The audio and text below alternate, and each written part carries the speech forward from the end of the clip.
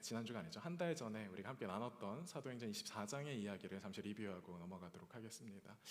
지난번에 사도 바울은 벨릭스라는 로마 총독 앞에서 재판을 받았습니다. 그러나 사도 바울이 그 앞에서 하나님을 담대하게 증언했고, 또 벨릭스 또한 유대인들이 고발한 그런 죄들을 바울에게서 찾을 수가 없었어요.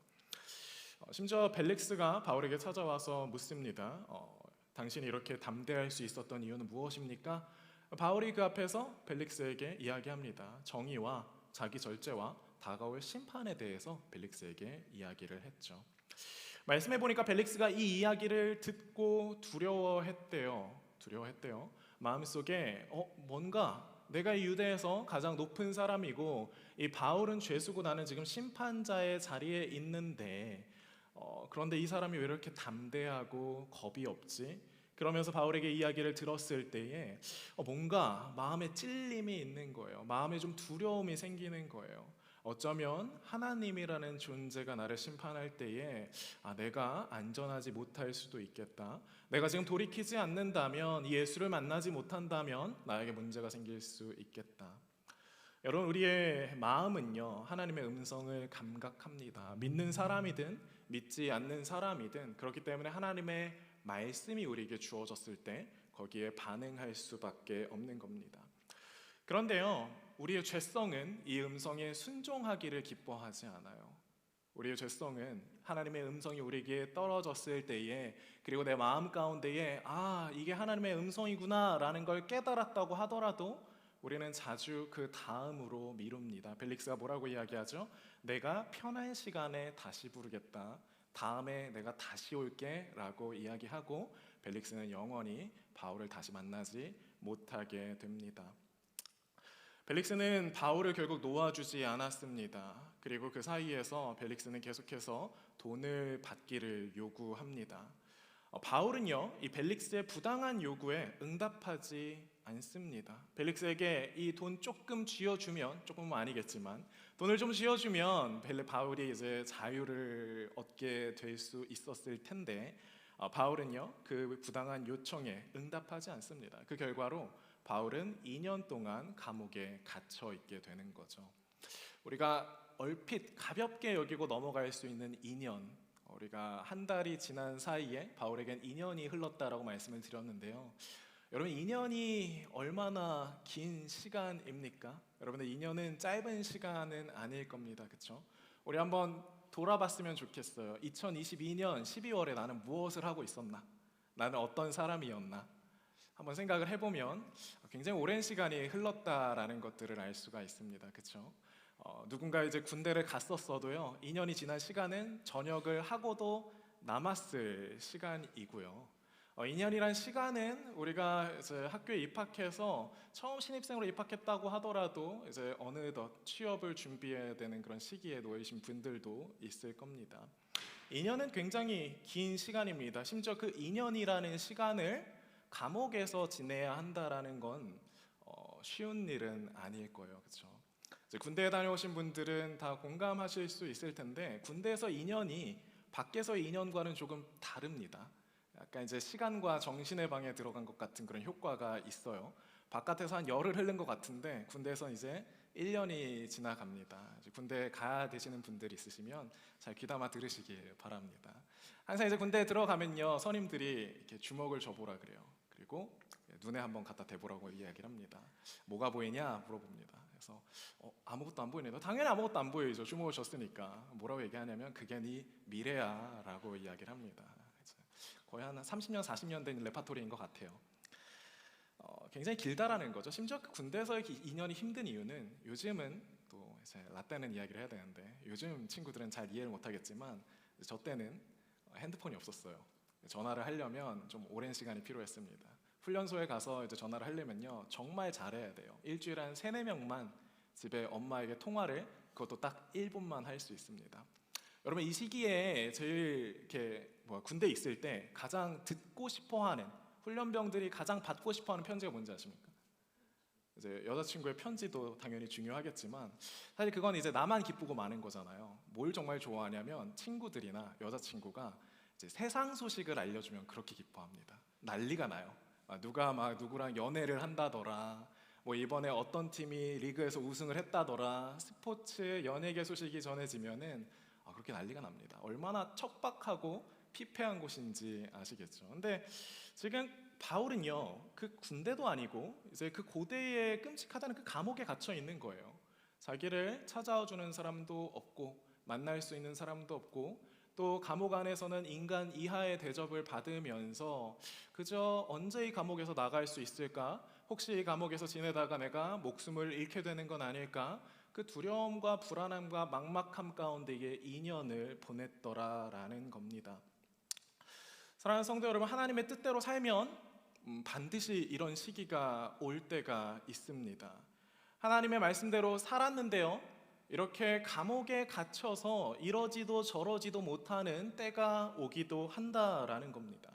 하나님은 응답하시지 않고 내 현실은 답답하고 그렇다고 미래가 더 나아질 것 같지도 않습니다.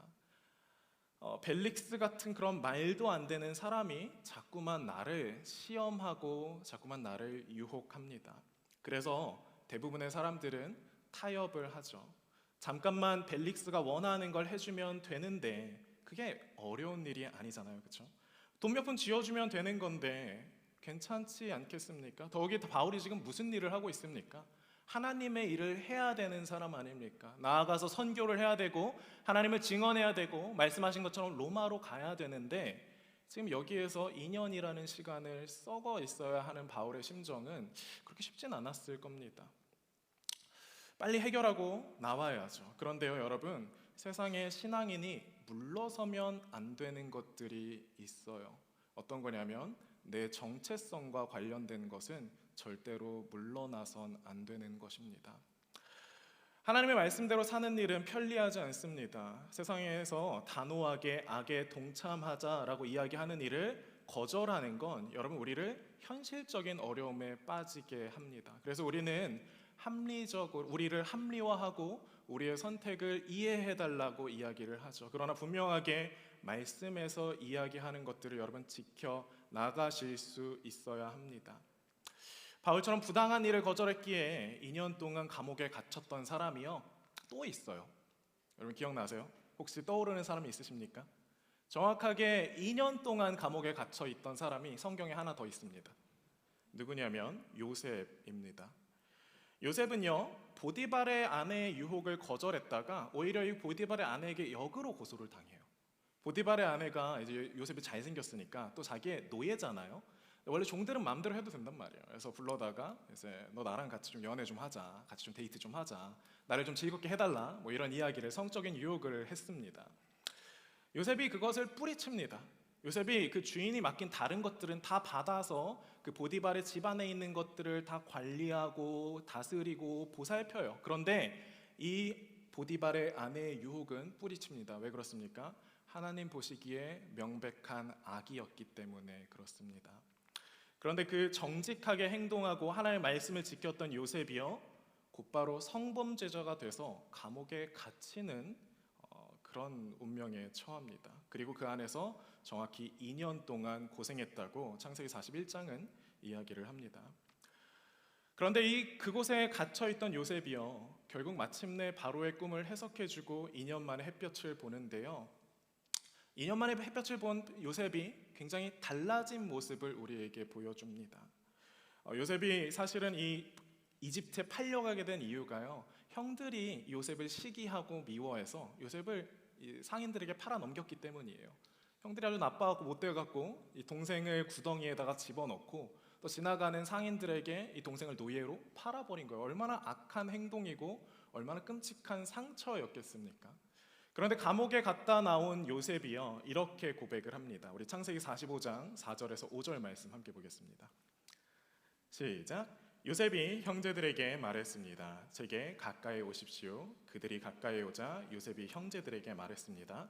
제가 형님들이 이집트에 팔아버린 형님들의 동생 요셉입니다.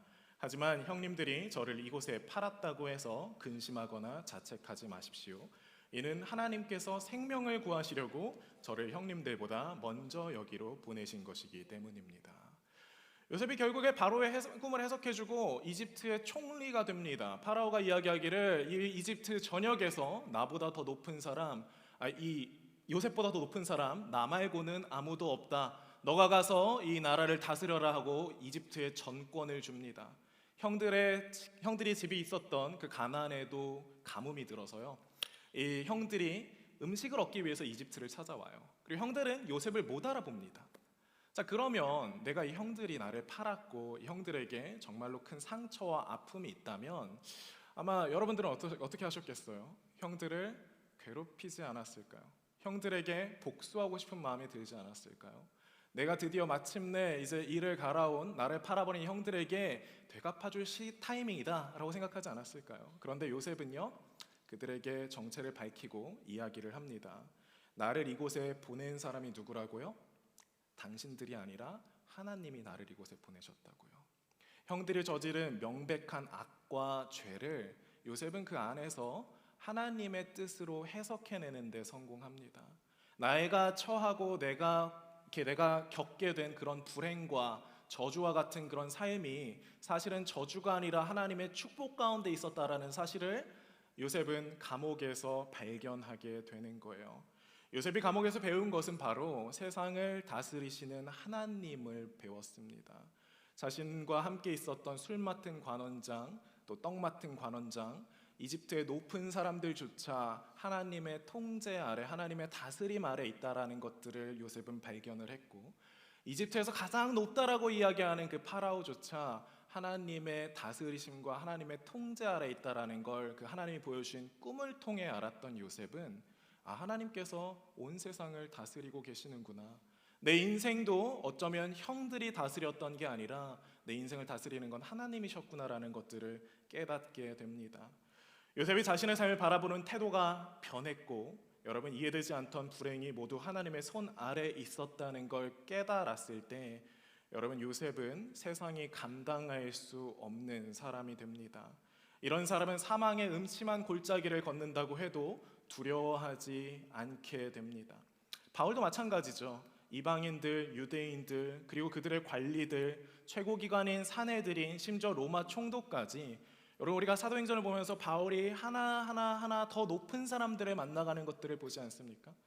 근데 바울이 보는 건 뭐죠? 그들 모두가 하나님의 법 안에, 하나님의 뜻 안에, 하나님의 다스림 안에 있구나라는 것들을 바울은 발견하게 되더라라는 겁니다.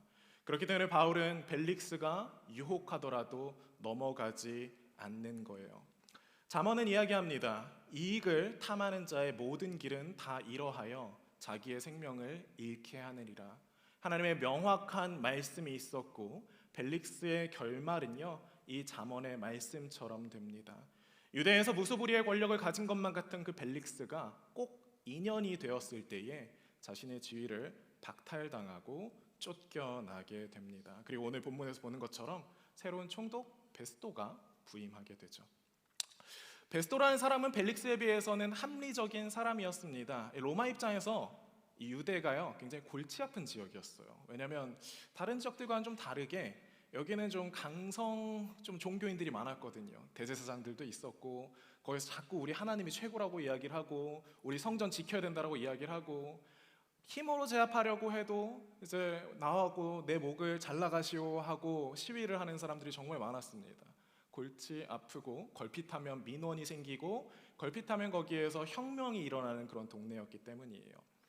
그래서 좀 잘 다스릴 사람이 필요했는데 이 벨릭스를 보내놓으니까 자꾸 이제 이스라엘 사람들이랑 유대인들이랑 싸움만 하고 다툼만 하고 있어요. 그래서 이제 벨릭스를 내리고 이 로마 황제가 베스도를 대신해서 그곳에 총독으로 보냅니다. 베스도는 부임하자마자 정말 열심히 일합니다. 그래서 오늘 말씀 보니까 3일 만에 부임한 지 3일 만에 예루살렘으로 올라갔다라고 이야기를 합니다. 아는 거예요. 이 예루살렘이 내가 다스릴 이 지역의 키이다라는 것들을 아는 거죠. 올라가서 유대의 높은 사람들을 만납니다. 그리고 그들과 대화하는데요, 놀라운 일이 벌어집니다. 여러분 2년이 지났어요, 그렇죠? 2년이라는 그 긴 시간이 지났는데, 그리고 바울은 이제 그 가이사랴의 감옥에 갇혀 있는데 유대인들은 여전히 이 바울을 죽이고 싶어 하더라라는 거예요.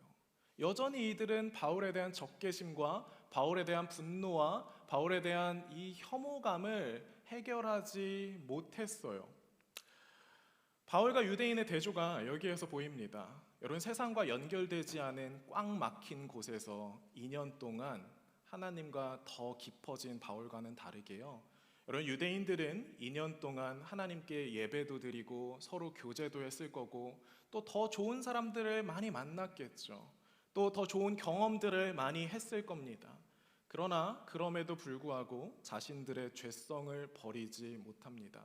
이미 벨릭스가 판단했을 때에도 죄가 없다라고 밝혀진 바울을 그래도 죽여야 하지 않겠냐, 그래도 죽이고 싶다라는 마음으로 그 적개심으로 가득 찬 마음을 유지합니다.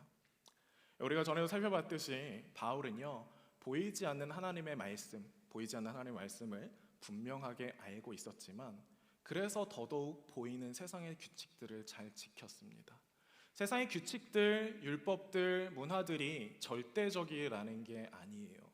절대적이지 않기 때문에 지켜줄 수 있었던 겁니다. 하나님의 뜻대로 사는 사람들은 이렇게 살아갈 수가 있습니다. 많은 사람들, 특히 우리 신앙인들이 많이 실수하는 것 중에 하나가 뭐냐면, 나에게 하나님의 음성이 들렸으니까, 나에게 하나님의 뜻이 부어졌으니까 난 이제 내 마음대로 해도 돼. 내가 나한테 주신 하나님의 말씀을 이루기 위해서 나는 어떻게든 무슨 수를 다해서라도 나는 이 하나님의 뜻을 이뤄낼 거야 라고 이야기를 합니다. 생각합니다. 그러나 여러분, 하나님의 사람은 그렇게 살아가지 않아요. 하나님의 사람은 정말 무식할이 많지, 답답할이 많지, 세상의 규칙들과 세상의 룰들을 우리가 존중하게 됩니다. 어떻게 그 일이 가능하죠? 지금 바울은요, 뭐라고 이야기를 하면, 내가 율법에 대해서도 또 하나님에 대해서도 그리고 내가 로마의 황제 가이사에 대해서도 내가 잘못한 게 아무것도 없다, 내가 그들의 법을 어긴 것이 아무것도 없다라고 담대하게 이야기를 합니다. 여러분, 그 법칙들과 규칙들 하나하나 다 지키다 보면은 어떻게 우리가 원하는 곳에 다다를 수 있을까요? 안 되잖아요, 그렇죠? 그래서 조금 편법도 쓰기도 하고 타협도 하기도 하면서 그러면서 달려가야 하는 거 아닐까요? 유대인들은요, 자신들의 그 목적, 자신들이 가고자 하는 곳에 어떻게든 가려고 합니다. 그래서요, 유대인들이 어떻게 하냐면 이 베스도에게, 총독님, 그 바울을요 예루살렘으로 데려와서 재판을 하면 안 됩니까? 라고 이야기를 합니다. 그리고 그 이후에는 이제 3절에서 보는 것처럼 그를 이송하는 도중에 매복하고 있다가 죽이려는 그 의도가 그들 가운데 있어요. 로마 황제, 로마 총독에게 부탁을 해서 재판을 해서 합법적으로 죽이려 하는 게 좌절되니까요, 이들은 그래도 바울을 죽이는 게 하나님의 뜻 아니겠냐라고 하면서 어떻게든 그를 끌어내 편법으로라도 암살을 통해서라도 그를 죽이려고 합니다. 하나님의 사람과 하나님의 사람이 아닌 사람이 이렇게 구분됩니다. 왜 우리가 바울의 행동을 하나님의 사람이라고 이야기를 합니까? 바울은 하나님께서 자기가 맡고 있는 이 미션과 사명을 이끌고 계시다는 걸 믿고 있었던 거예요.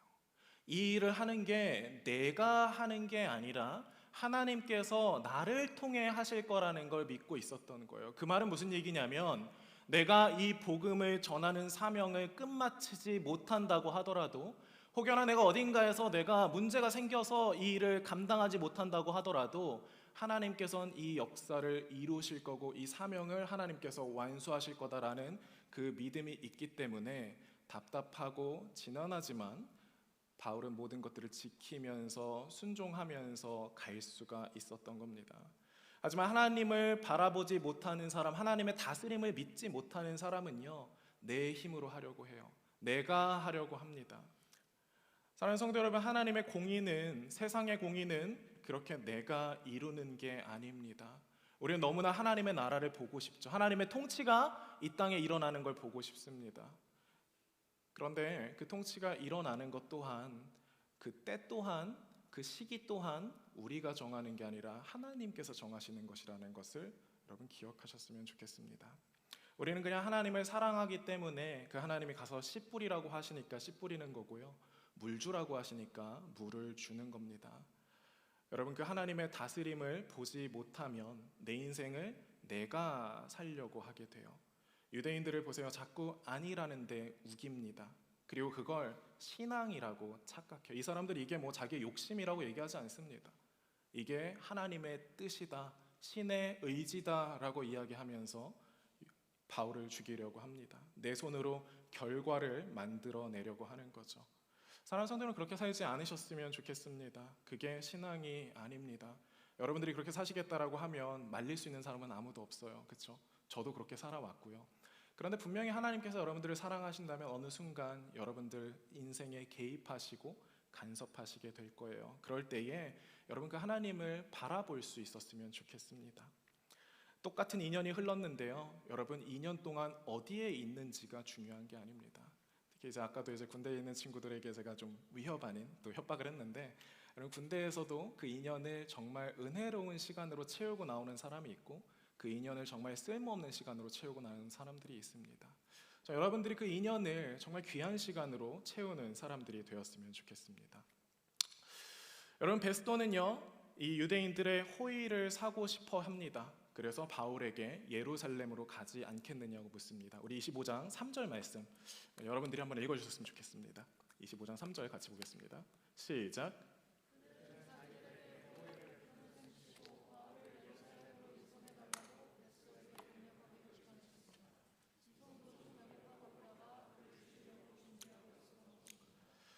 네, 여기서 중요한 단어 하나가 있는데요. 호의라는 단어예요.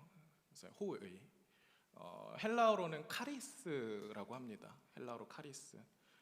호의라고 번역이 됐지만 호의가 참 좋은 번역인 것 같아요. 근데 좀 더 쉬운 번역으로 하면 선물 혹은 은혜라는 단어입니다. 우리가 정말 자주 쓰는 그 하나님의 은혜 할 때 그 은혜가요, 이 카리스입니다. 하나님의 선물. 그러니까 지금 유대인들이 뭘 요구하고 있냐면 베스도에게 선물을 요구하고 있는 거예요. 유대인들이 선물로 요구하고 있는 게 바울의 목숨을 요구하고 있습니다. 당신이 바울의 목숨을 우리에게 내어준다면, 베스도 총독님, 저희가 당신을 지지하겠습니다. 이제 당신이 여기 이제 이스라엘 유대 지역 또 이 지역 시리아 지역을 다스릴 때에 저희 때문에 문제가 되는 일은 이제 없을 거예요 라고 이야기를 하는 겁니다. 세상의 이치가 이렇습니다. 호의를 베풀면요, 호의를 얻게 되어 있습니다. 베스도에게도 믿지지 않는 장사였어요. 그렇죠? 내가 이 사람들에게 이 바울이라는 선물을 주게 되면은 이 사람들이 나에게 어떤 선물을 주겠지라는 걸 기대하고 그 관계가 생기는 게 성경의 세상의 이치입니다. 그리고 이 말씀은 성경에도 있어요. 잠언에 보면 이 선물을 주는 게 얼마나 이 관계에 중요한지를 이야기를 합니다. 문제는 뭐냐면 그 선물이 우리의 죄성으로 물들 때에 문제가 된다라는 거죠. 베스도가 바울에게 말합니다. 25장 9절 말씀입니다. 함께 보시겠습니다.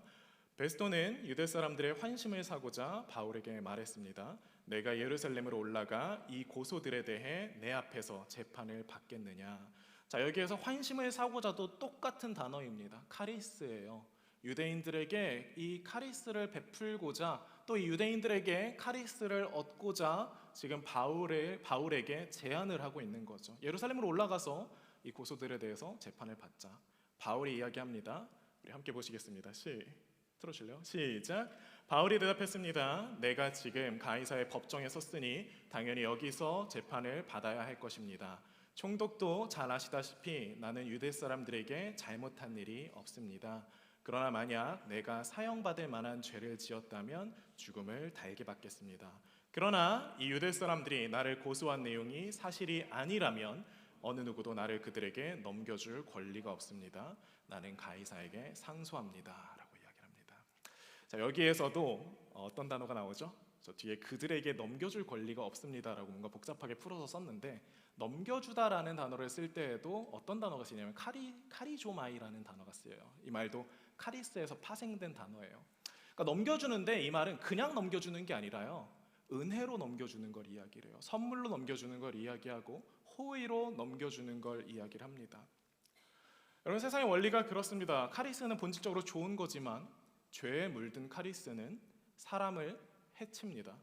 사람들은 내 뜻을 사람들에게 관철시키기 위해서요, 호의를 쌓는 경우가 있어요. 나랑 친하면 잘해주고 나랑 친하지 않으면 잘해주지 않습니다.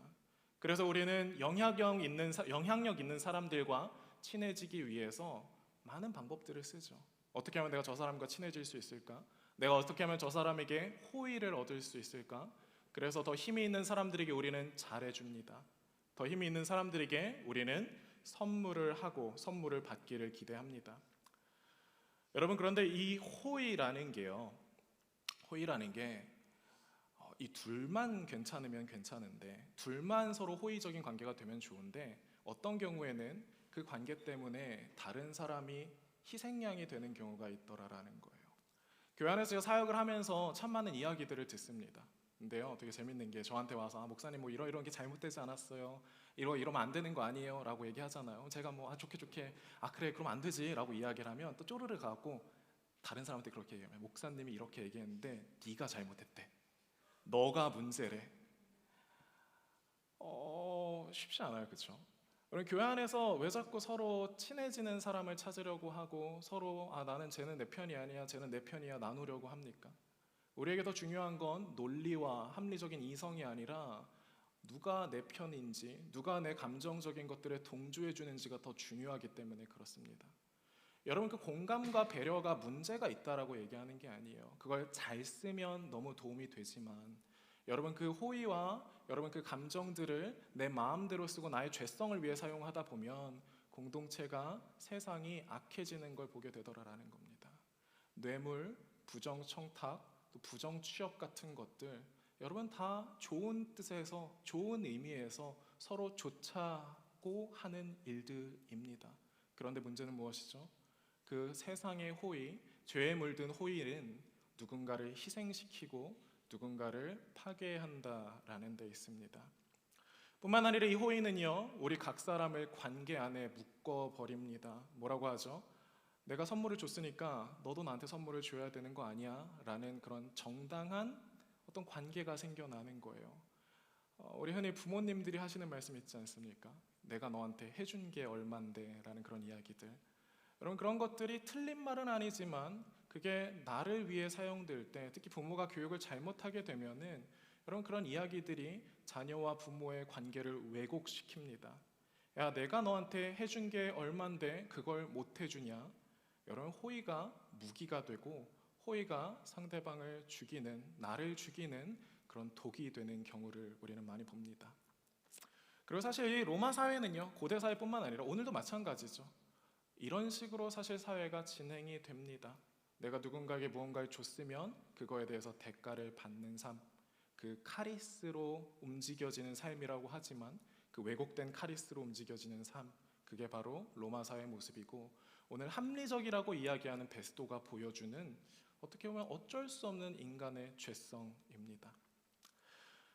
여러분, 그럼 우리는 그 세상의 호의에서 자유할 수 없습니까?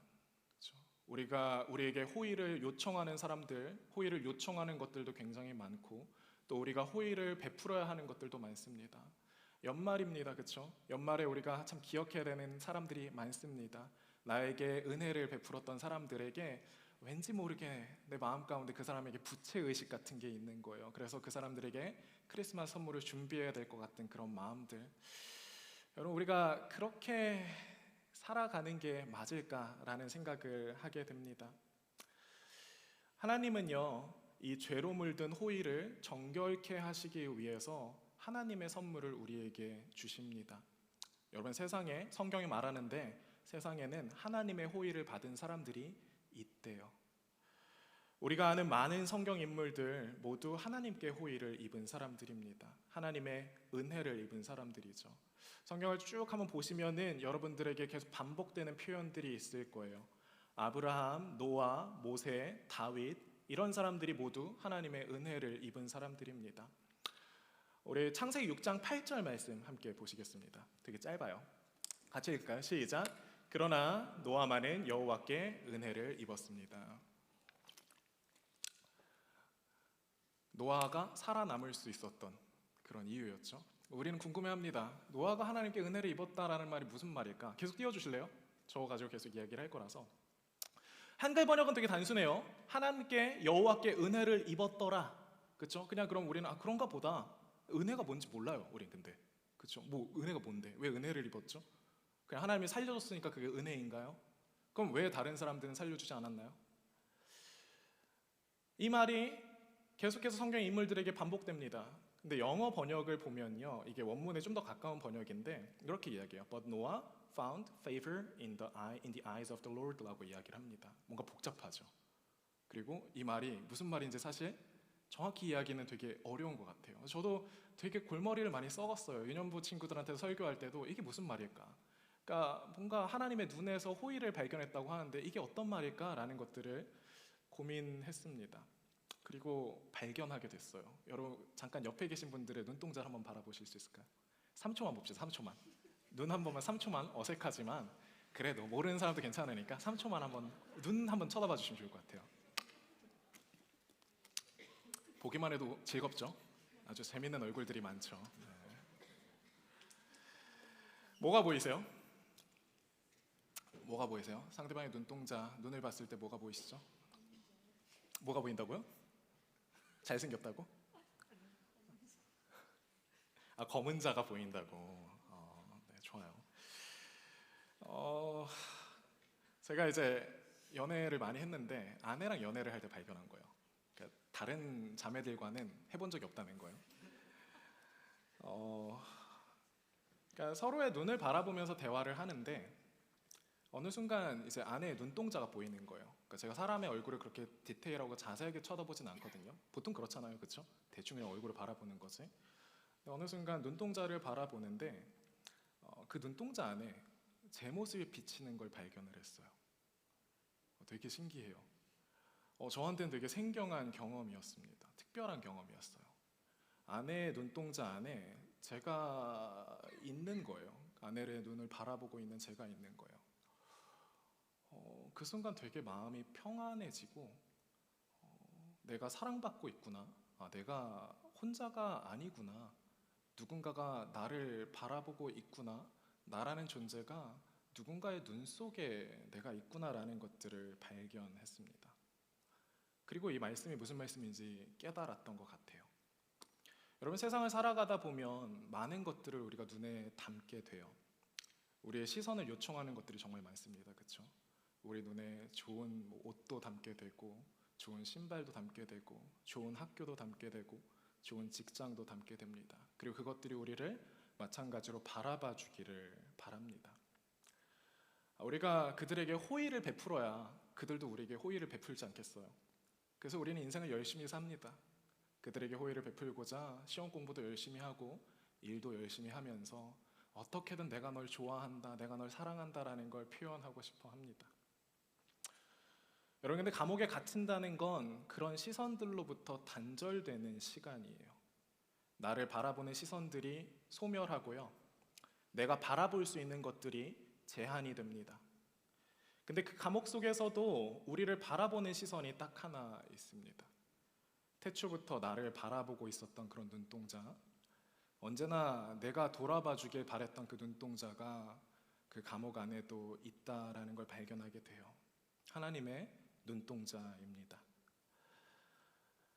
신명기 32장 10절은 이렇게 말합니다. 광야에 있을 때 그분께서 황무하고 짐승의 소리가 들리는 데서 야곱을 발견하셨다. 그분이 야곱을 방어해 주시고 그를 보살펴 주셨다.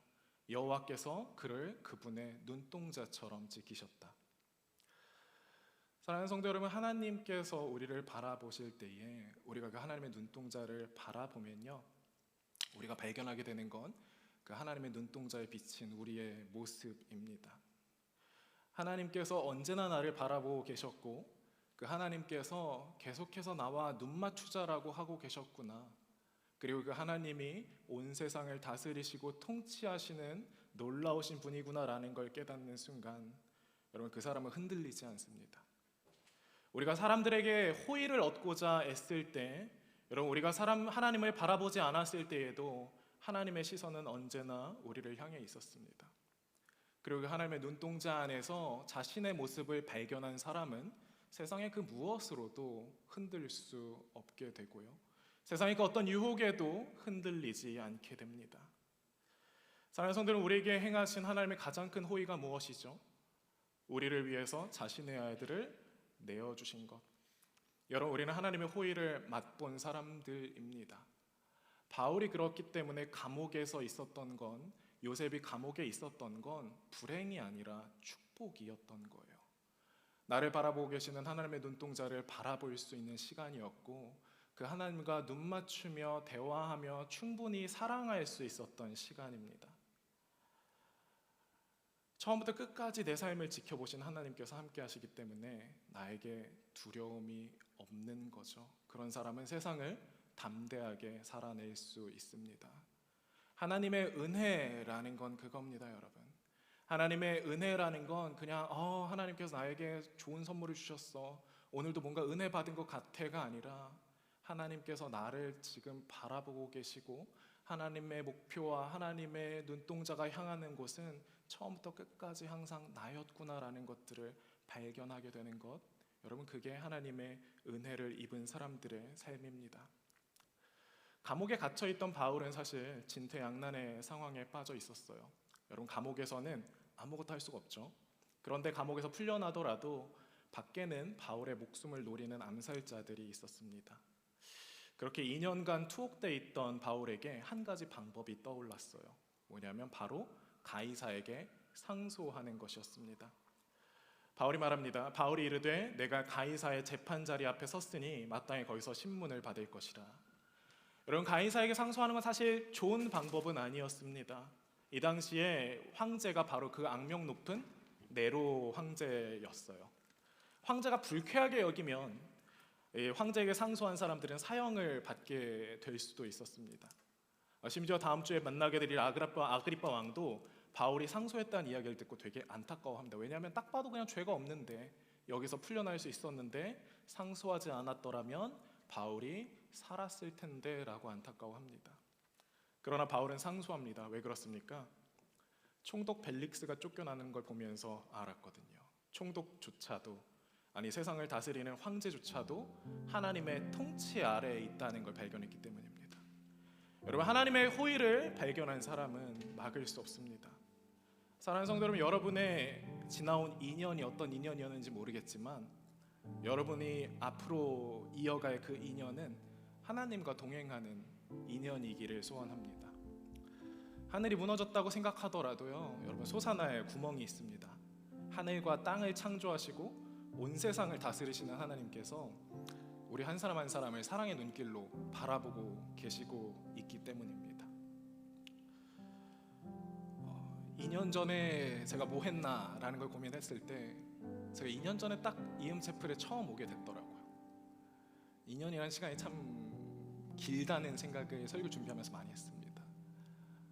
2년 동안 아무도 몰랐던, 아무도 알지 못했던, 관계도 없었던 보스턴에 와서 2년 동안 참 좋은 사람들을 많이 만나고, 또 그들의 삶을 제 안에 많이 받아들이고, 또 저 역시 그들 가운데 용납되어 가는 것들을 많이 발견했습니다.